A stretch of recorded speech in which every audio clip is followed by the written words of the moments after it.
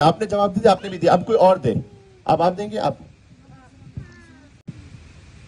इमाम हसन और इमाम हुसैन। इमाम हसन और इमाम हुसैन जन्नत के सरदार हैं। इमाम हुसैन का हरम का आप छोटे बताइए। इधर इधर इधर। शाबाश। करबला। पंजीतन कितने?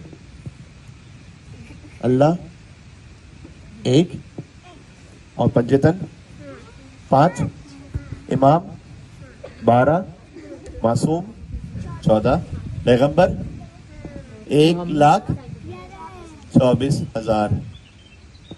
हमारे इमाम जमाना का नाम क्या है? अभी जो इमाम है आपको पता है? आप बताएं। आप यस यू नहीं मेरे सामने इधर इधर ये जो बैठे हैं इमाम जमाना का नाम क्या है? पता होगा आपको? पता? नो नो नो आपको पता है? एम से स्टार्ट होता है। नहीं आपको पता है?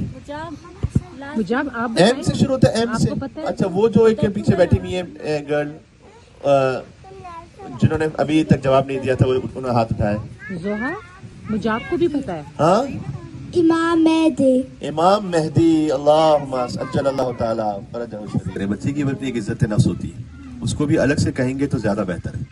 कभी कभी हम मजाक में या अपने आप को पता नहीं थोड़ा सा बच्चे की पर्सनैलिटी को सामने शो करने के लिए कहीं भी बैठे होते हैं। तो मैंने बात मरतबा देखा है कि माएँ हैं या बाप हैं, वो कहते हैं यार ये बहुत मस्ती खो रहे, बहुत शरारती। गलत है। आप अपनी तफरीह के लिए भी कह रहे हैं तो गलत है। क्यों? इसलिए कि वो और करेगा, इस पर वो उस पर फख्र करेगा, उसको और बढ़ाएगा। कोई भी चीज़ जो हम कहते हैं, वो कहते हैं ना, आज की दुनिया इस बात को समझ रही है जो मौला अलैहिस्सलाम ने कुमैल को नसीहत की थी। हमारी डाइट खाली वो नहीं जो हम खा रहे हैं, हमारी डाइट वो है जो हम देख भी रहे हैं, हमारी डाइट वो है जो हम सुन भी रहे हैं, हमारी डाइट वो है जिस कंपनी में हम, ये भी हमारे ऊपर सारा उसका इम्पैक्ट है। तो बच्चे पे तो बहुत ज़्यादा उसका इम्पैक्ट है। और बच्चा वो नहीं करता कि जो आप कहते हैं, बच्चा वो करता है जो आप करते हैं। तो अगर वो माँ बाप के जो बहुत ज़्यादा गैजेट्स में, मोबाइल में रहते हैं, वो अपने बच्चे को रोक ही नहीं सकते। बच्चा ये भी समझदार होता है। ये काम ज़्यादातर वैसे मर्द करते हैं, लेडीज़ के सामने मैं क्या कहूँ, लेकिन बहरहाल कि अगर उसका बाप ही खुद 1 घंटे तक मोबाइल लेके बाथरूम में बैठा हुआ है तो फिर बच्चे को आप क्या मना करेंगे, क्यों ना करें? उसको अभी कुछ कह नहीं सकता वो, लेकिन उसको समझ में तो आ रहा होता है। तो बच्चा वो करता है कि जो आपको करता हुआ देखता है, और उस पर एक मॉरल अथॉरिटी होती है माँ बाप की बच्चे पर। वो लूज कर जाते हैं माँ बाप अगर वो खुद अपने बिहेवियर से और अपने एक्शंस और अपने किरदार से उससे अपने आप को आला साबित ना कर सके तो बच्चे पर असर नहीं। इसलिए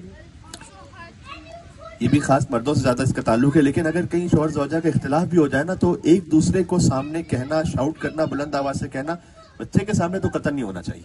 क्योंकि आप भी वेस्टर्न वर्ल्ड में, मैं भी इसी तरह से एक जगह पे रहता हूँ जहां पर अब डिवोर्स के रेट्स भी बहुत बढ़ गए। और शैतान का सबसे पहला हरबा ये होता है कि फैमिली को ब्रेक करे। इसलिए कि जब फैमिली ब्रेक होती है तो तन्हा किसी इंडिविजुअल को बहकाना बहुत आसान है, फैमिली को बहकाना मुश्किल है।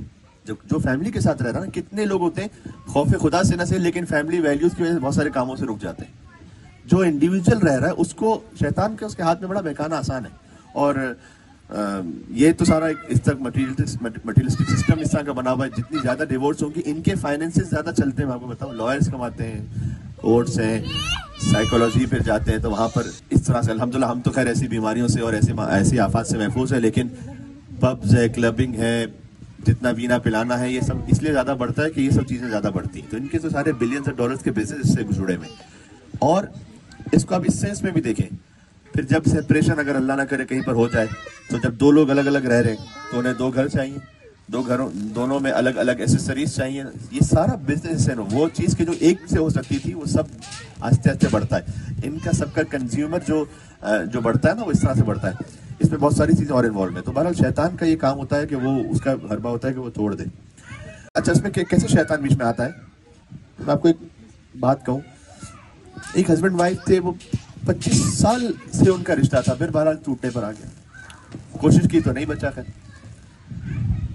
उनकी वालदा ने मुझे फोन किया, उन खातून ने, अभी जब तक के सेपरेशन नहीं हुई थी, होने के बिल्कुल करीब थी। उन्होंने मुझे फोन किया और कहा कि दोनों अलग अलग घर में रह रहे थे। फोन किया कि मौसा मैं बहुत परेशान हूँ, मेरी बेटी वो अपनी कुछ फ्रेंड्स के साथ कि जो शायद नॉन मुस्लिम ही है, वो जाना चाह रही हैं अकेली, पता नहीं कहा सिंगापुर कहीं पर घूमने फिरने के लिए, और मुझे पता है कि वो कैसी दोस्त है और ये है वो, तो मैं तो नहीं जाने देना चाह रही।